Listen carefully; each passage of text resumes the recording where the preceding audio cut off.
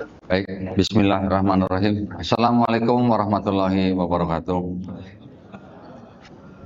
Innal hamdalillah nahmaduhu wa nasta'inuhu wa nastaghfiruhu wa na'udzubillahi min syururi anfusina wa min sayyiati a'malina may yahdihillahu fala mudhillalah wa may yudlil fala hadiyalah. Asyhadu an la ilaha illallah wahdahu la syarikalah wa asyhadu anna Muhammadan abduhu wa rasuluh. Allahumma shalli wa sallim wa barik ala sayidina Muhammadin wa ala alihi wa sahbihi ajmain. Amma ba'd. Alhamdulillah, senang sekali saya bisa berada di Masjid Darul Irfan ya. SMA 8, SMA Negeri 8. Saya agak minder sama di sini. Waduh. Ini SMA terbaik di Indonesia ya. Masya Allah, berarti ini orang pintar-pintar semua nih, berarti ini Masya Allah. Angkatan berapa Pak? Angkatan 88. Berarti sama sama saya berarti. Wah, berarti kebanyakan udah kepala 5 nih berarti ya. Masya Allah. Oh, ini seluruh angkatan. Oh, berarti campur. Oh, berarti ada yang lebih muda ya, Pak ya? Oke. Yang lebih tua juga ada. Alhamdulillah ya. Saya juga angkatan 88. Dulu saya masih di SMA YPK Ketapang, Yayasan Pendidikan Kristen ya di Ketapang. Baik, alhamdulillah. Terima kasih banyak atas undangannya. Mudah-mudahan kita bisa saling berbagi sehingga kita bisa saling menguatkan iman dan akidah kita ya, insya Allah. Saya jangan disebut mualaf terus Pak. Kasihan dong Pak, saya Pak. Mantan kafir gitu Pak, bagus Pak. Ya, tapi sebetulnya setelah saya memahami Islam, saya ternyata sebenarnya bukan pindah agama. Ya, saya juga kafir dulu, dikafirkan sama orang tua saya, ya kan? Karena kita tahu hadis yang mengatakan bahwa setiap manusia yang lahir sebenarnya fitrah, ya kan? Fitrah itu artinya dalam konteks dia sebenarnya Muslim. Muslim adalah orang yang tidak bisa berbuat apa-apa kecuali berserah diri kepada penciptanya. Orang itu nanti menjadi Yahudi, Nasrani atau Majusi karena orang tuanya, sama seperti saya gitu. Bapak-bapak, ibu-ibu di sini yang lahir dalam keluarga Islam, alhamdulillah. Bapak Ibu bisa menjaga syahadat ya, Masya Allah. Saya boro-boro gitu ya. Begitu lahir, nggak pernah syahadat, besar sampai puluhan tahun menjadi kafir. Tapi ketika orang itu mendengar Islam, mau menerima Islam, bahkan sampai dia mau memeluk Islam, sebenarnya orang itu tidak pindah agama, tapi orang itu kembali ke fitrahnya. Di Filipina sekarang juga sedang marak ya, orang-orang masuk agama Islam. Rata-rata orang tua mereka itu kebanyakan orang tua yang dulunya Muslim. Ya, leluhur mereka kebanyakan Muslim, kemudian dikafirkan oleh penjajah. Sekarang keturunannya banyak yang masuk Islam. Mereka sebut orang yang masuk Islam di sana bukan dengan sebutan mualaf. Mereka sebut dengan apa? Balik Islam. Ya. Jadi mereka tidak sebut mualaf, mereka sebut balik Islam karena leluhur mereka semua udah Islam sebenarnya. Ya, alhamdulillah memang sekarang Islam menjadi agama yang pertumbuhannya paling tinggi di seluruh dunia. Ya. Yang mengatakan bukan umat Islam malah, yang mengatakan malah dari kalangan sebelah. Ada sebuah badan riset namanya pewresearch.org. Islam di seluruh dunia mempunyai tingkat pertumbuhan melebihi daripada tingkat kelahiran penduduk malah. Gitu ya. Di seluruh dunia. Dan satu hal yang menarik dari laporan tersebut, dikatakan bahwa Indonesia tidak akan lama lagi, waktu itu ya, laporan itu kira-kira 10-15 tahun yang lalu, dikatakan bahwa Indonesia tidak akan lagi menjadi negara yang punya penduduk Islam terbesar di dunia dalam waktu kurang lebih 10 tahun atau 20 tahun. Ternyata betul. Tahun ini kita udah disalip sama Pakistan. Ya. India sebentar lagi juga nyalip kita. Jadi mungkin nanti beberapa tahun mendatang kita hanya akan menjadi negara yang penduduk Islamnya terbesar nomor 3 di seluruh dunia. Setelah Pakistan, India, baru Indonesia. Nah, artinya Islam di seluruh dunia memang sedang berkembang. Di Eropa juga begitu. Bahkan di London sekarang ada sebutan Londonistan. Ya, Londonistan adalah sebutan untuk orang-orang Islam di London yang begitu pesat tumbuhnya di sana. Sehingga menurut teman-teman saya yang ada di sana, sekarang mereka bilang, mudah sekarang mencari masjid di London katanya. Ya, dibandingkan dengan 10 tahun yang lalu. Ya, banyak tempat-tempat yang atau gereja-gereja yang sudah tidak ada jemaatnya lagi, kosong, dijual. Banyak yang menjadi perpustakaan, menjadi kafe, menjadi diskotik, ada juga yang menjadi masjid. Alhamdulillah. Saya dan teman-teman juga pernah membeli sebuah gereja ya di daerah Klaten, Desa Gentan, Ganti Warno namanya. Kita beli gereja itu, bentuknya masih bentuk khas gereja, gereja Jawa gitu ya. Akhirnya kita ubah menjadi Masjid Isa Al-Masih. Alhamdulillah. Kita patungan nih. Caranya waktu itu yang punya gereja itu waktu itu mau jual, tapi hanya kepada orang Kristen. Mereka tidak mau jual kepada orang Islam. Kita waktu itu punya mualaf, KTP-nya masih Katolik. Gitu. Belum ganti KTP gitu Pak. KTP-nya masih Katolik. Tapi dia sudah memelihara jenggot panjang. Kita bilang, cukur dulu jenggotnya. Habisin dulu jenggotnya. Datanglah dia ke calo, lewat calo gitu. Nego itu harga masjidnya cuma kurang lebih 200 juta. 205 juta kalau nggak salah. Tapi komisi untuk calonnya 35 juta. Karena kita kejar supaya kita bisa dapat beli gereja itu gitu ya. Bagaimana caranya owner mau melepaskan kepada kita. Sampai terakhir dari 20 calon pembeli, tinggal 5 calon pembeli. Kita sogok terus nih calonnya nih. Sampai akhirnya ketemu dengan ownernya bilang begini. Ini bener ya, mau beli gereja ini tapi untuk rumah Tuhan lagi ya. Bener, utusan kita bilang, iya Pak, kita mau jadikan rumah Tuhan. Gitu. Lah masjid kan juga rumah Tuhan Pak ya. Udah deal, begitu tanda tangan PPJB, kita langsung ke lokasi. Gitu. Dari tempat notaris ke lokasi itu lumayan, bisa ada kira-kira 10 kilo lah. Pertama kali yang saya cari di gereja itu apa Pak? Salib. Jadi ya, begitu saya masuk gereja, yang saya cari salib. Tapi begitu saya masuk, salibnya sudah nggak ada, mimbarnya sudah nggak ada, bangku-bangku juga sudah nggak ada, sudah bersih semua. Wah, agak kecewa saya bilang nih. Cuman kelihatan gedungnya aja seperti gereja, tapi nggak ada salibnya gitu ya. Jadi nggak ada yang bisa kita dokumentasikan gitu. Pas saya keluar dari masjid itu mau ke seberang, mau ngopi gitu. Waktu lagi ngopi, loh masih ada salib di atas gereja kecil gitu. Ya, di bawah atap gitu kecil. Saya suruh lah minta tolong ketua RW-nya untuk naik gitu, untuk copot gitu. Ya udah kita dokumentasikan. Pas dicopot dari atas itu ketua RW-nya setelah lepas dia mau buang ke bawah gitu salib. Jangan Pak, nggak boleh. Itu adalah simbol agama saudara kita juga gitu ya. Nggak boleh cara begitu. Turunkan baik-baik. Nah, cuma setelah di bawah kita nggak videoin. Yang terjadi ya udah, kita nggak usah cerita di sini lah ya. Alhamdulillah setelah itu kita jadikan gereja itu menjadi masjid dan saya bilang sama Pak Lurahnya, Pak tolong bentuk bangunannya jangan dirubah Pak. Kasih aja kubah di atas kecil, ada di dalam gereja itu ada WC, itu yang pas kiblatnya menghadap WC, WC-nya pindahin ke belakang. Kita serahkan ke MUI Klaten, akhirnya diserahkan ke kepala desa setempat, sekarang alhamdulillah menjadi Masjid Isa Al-Masih. Ya, alhamdulillah. Itulah usaha kami di dalam membela kejayaan Islam. Nah, saya balik Islam tahun 2014. Setelah itu 2020 saya bergabung dengan sebuah yayasan, yaitu Yayasan Pembina Mu'alaf At-Tauhid, pusatnya di Surabaya.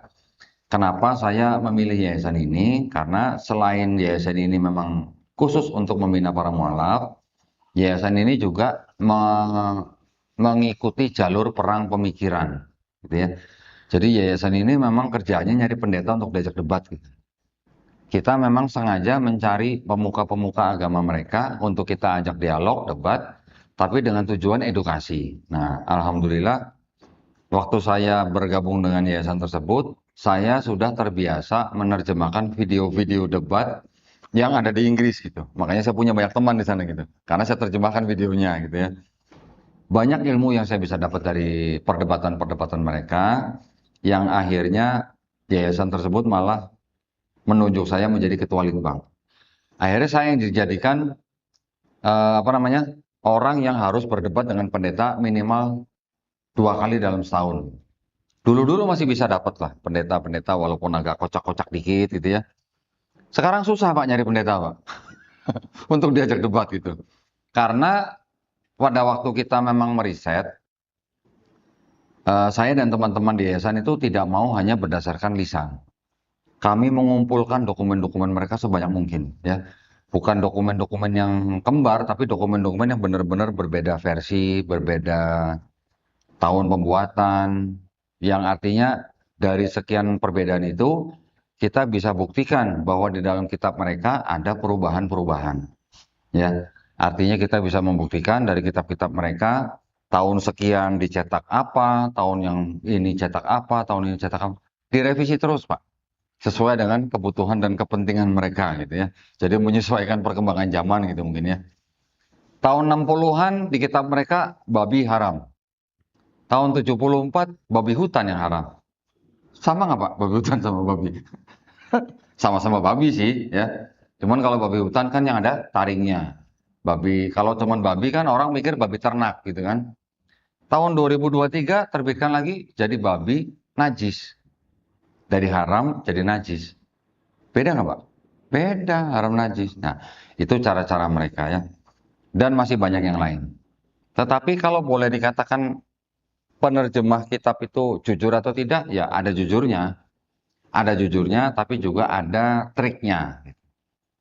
Nanti saya kasih tahu trik-trik apa yang mereka pakai. Jujurnya, mereka juga menerbitkan kitab-kitab yang artinya terus terang gitu. Di dalam kitab ini tuh ada ayat yang tidak asli gitu. Itu mereka terus terang. Tetapi yang ada catatan begitu bukan untuk jemaat yang ke gereja, tapi untuk calon-calon pendeta atau calon pastor. Trik yang mereka pakai itu adalah seperti ini. Saya ambil contoh ya. Sebentar.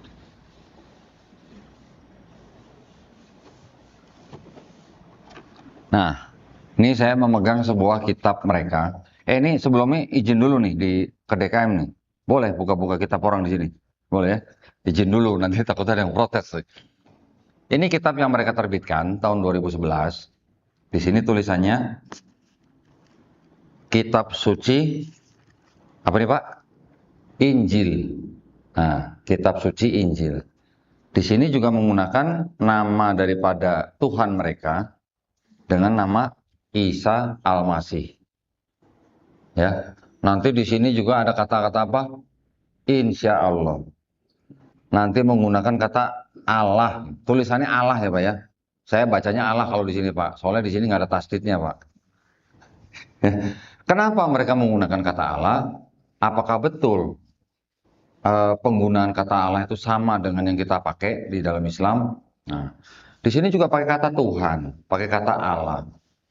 Kalau kita pelajari dalam Kamus Besar Bahasa Indonesia, kata Tuhan itu definisinya adalah sesuatu yang diyakini, dipuja, dan disembah, yaitu yang maha perkasa, maha kuasa, dan sebagainya. Kata tulisannya ALLAH, Allah, atau kita baca Allah di dalam Kamus Besar Bahasa Indonesia, itu artinya nama Tuhan di dalam bahasa Arab. Itu standar dalam Kamus Besar Bahasa Indonesia. Tapi kata Allah yang mereka pakai di dalam kitab mereka, ini bukan sebagai nama Tuhan. Tetapi tidak ada bedanya dengan kata Tuhan. Artinya kata Allah di sini tuh hanya sebagai sebutan gitu. Nanti ada kalimat begini, jangan ada Allah-Allah lain di hadapanku. Berarti kata Allah menjadi sebutan, bukan sebagai nama. Sedangkan kata Allah adalah nama Tuhan dalam bahasa Arab. Terkhusus yaitu nama Tuhan umat Islam. Nama pribadi maksud saya. Proper name gitu. Ya. Mereka tidak menggunakan kata Allah sebagai proper name di dalam kitab mereka. Tujuannya apa?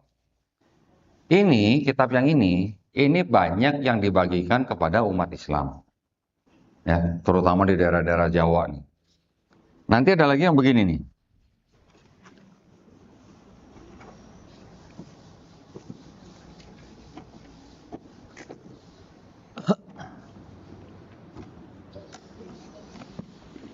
Mirip nggak Pak tampilannya dengan Quran?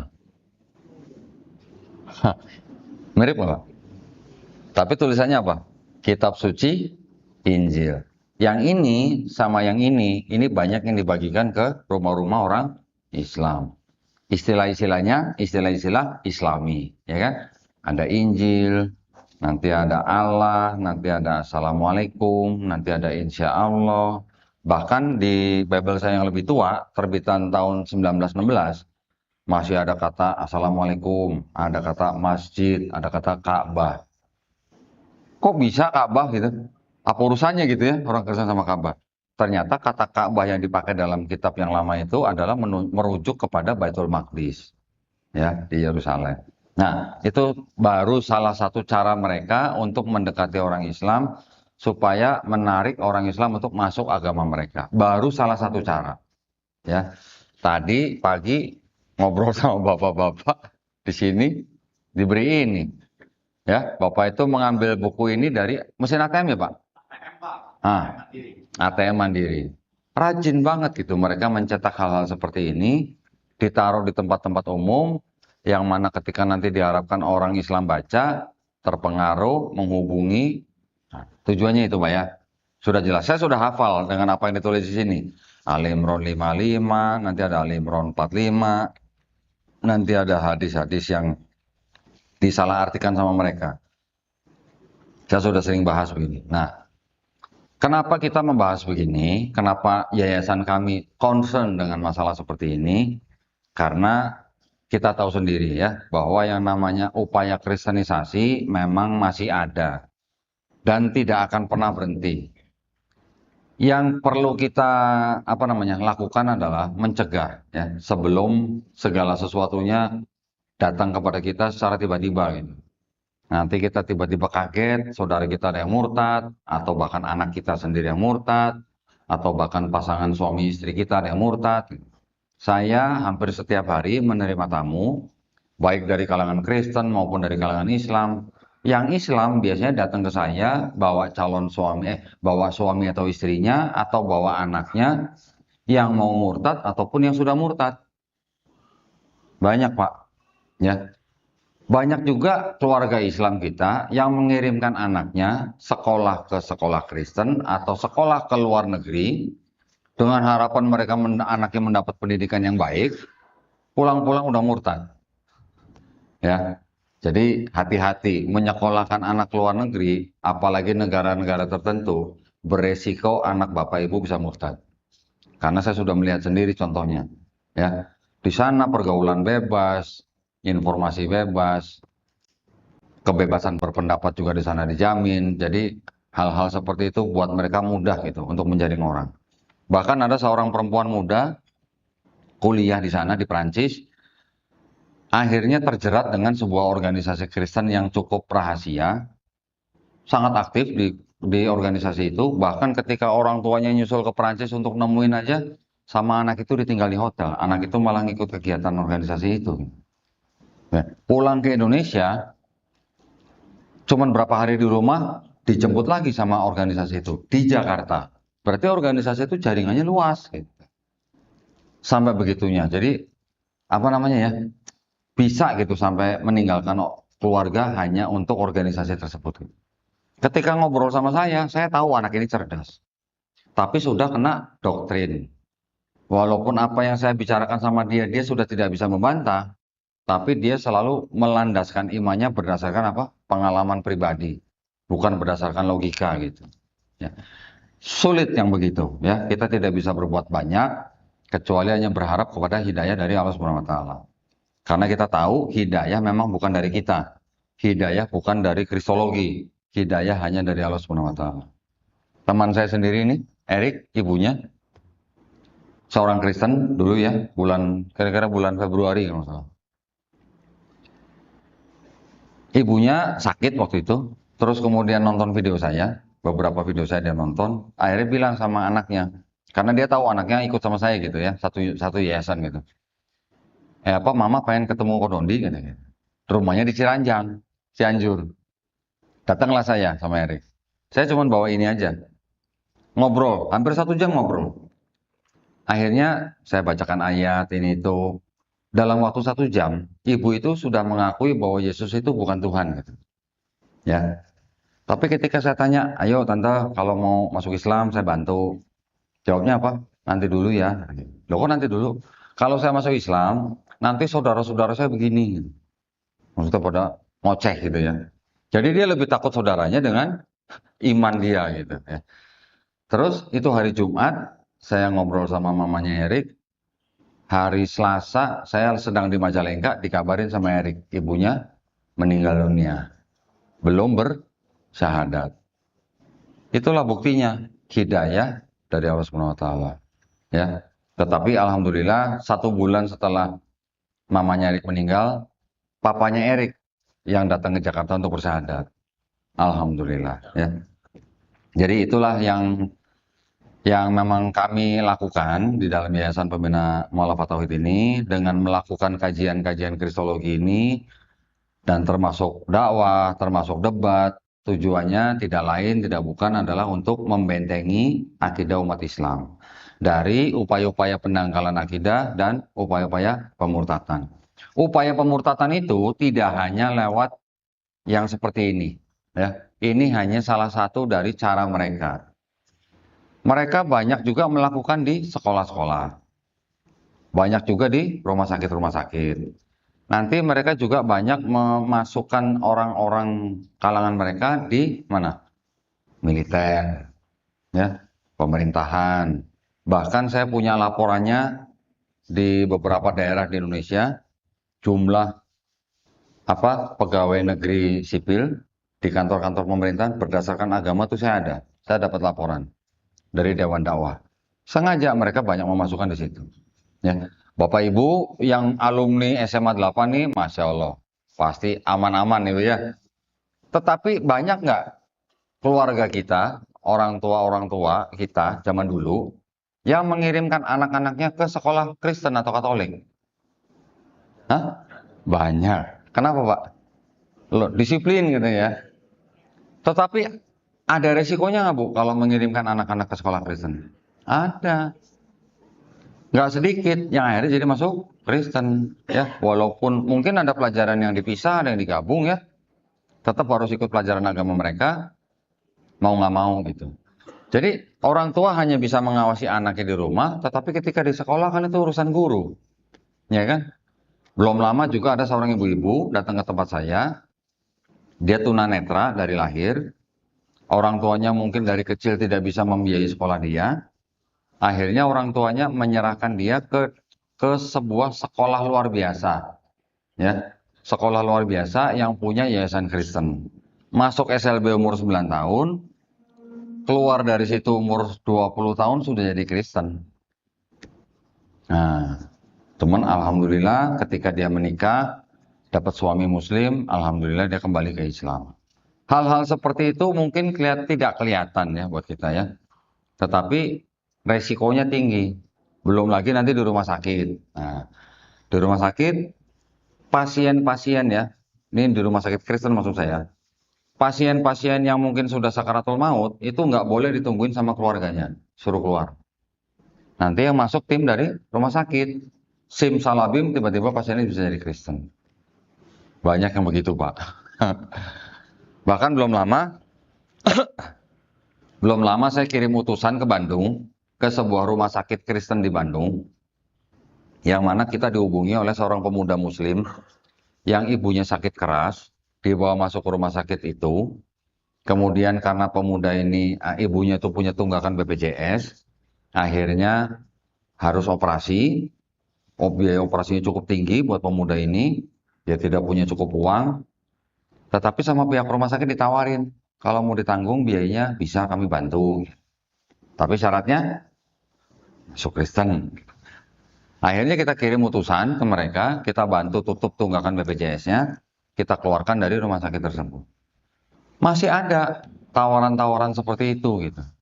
Nah, kenapa mereka kok kayaknya royal banget gitu ya? Mau mengeluarkan dana sekian banyak hanya untuk mengkristenkan satu orang. Kok bisa begitu? Karena memang di sini ada perintahnya.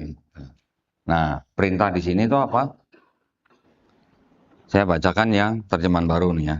Ini perintahnya mereka nih. Ada di dalam surat. Oh, saya sebutnya surat nih, jangan kitab nih. Biar bapak-bapak familiar. Ini kan dalam satu kitab ini ada 66 surat. Surat Matius 28 ayat 19. Perintahnya begini, karena itu pergilah, jadikanlah semua bangsa muridku, dan baptislah mereka dalam nama Bapa dan Anak dan Roh Kudus. Perintahnya begitu. Semua bangsa, berarti termasuk kita.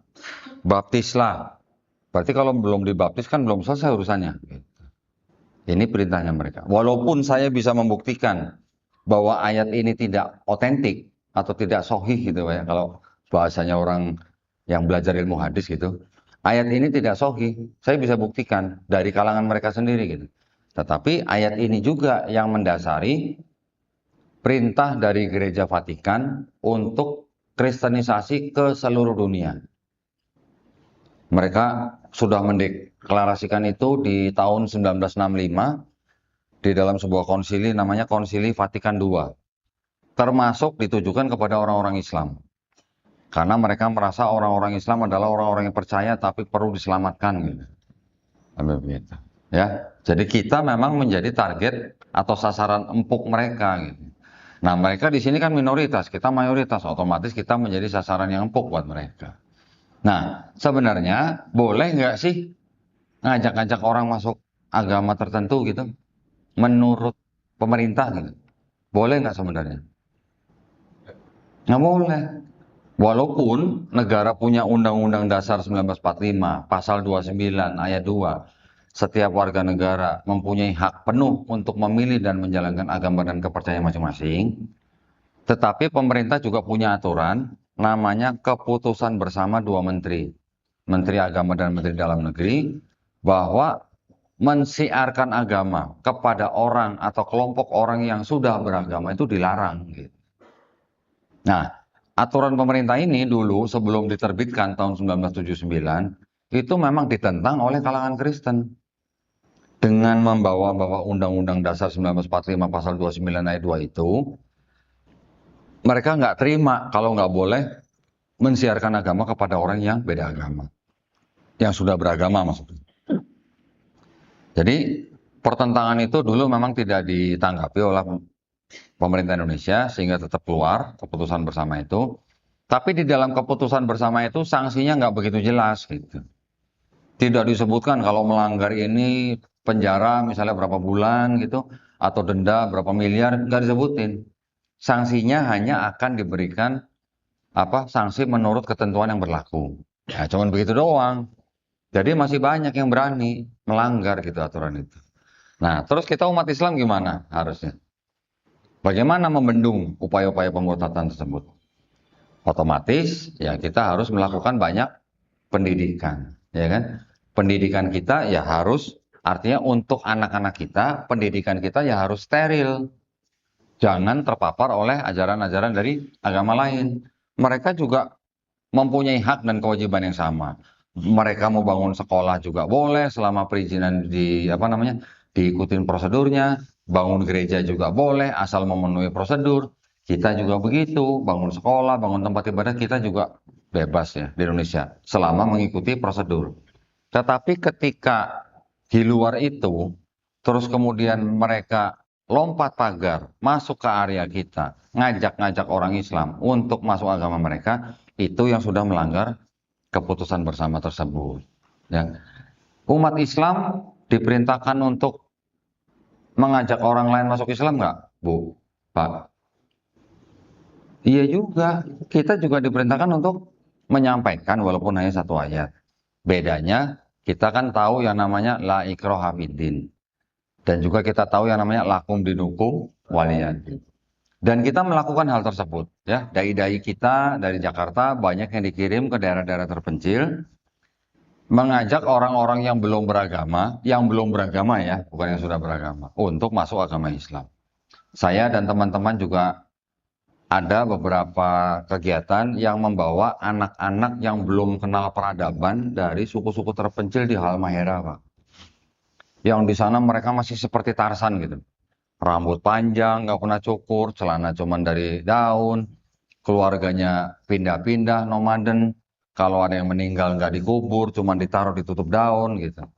Makan masih seadanya, semuanya hasil berburu. Yang namanya incest juga masih ada gitu. Ya. Itu beberapa anak kita bawa ke Jakarta, ada di Bekasi ya kita taruh. kita ajarkan peradaban. Pertama-tama kita ajari bahasa Indonesia, baru datang itu kita pakai baju untuk tidur di tempat tidur yang biasa gitu. Nggak bisa, Pak. Adaptasi dulu, Pak. Hari pertama, suruh tidur malam pertama, kabur. Tidurnya di mana? Di kolong mobil.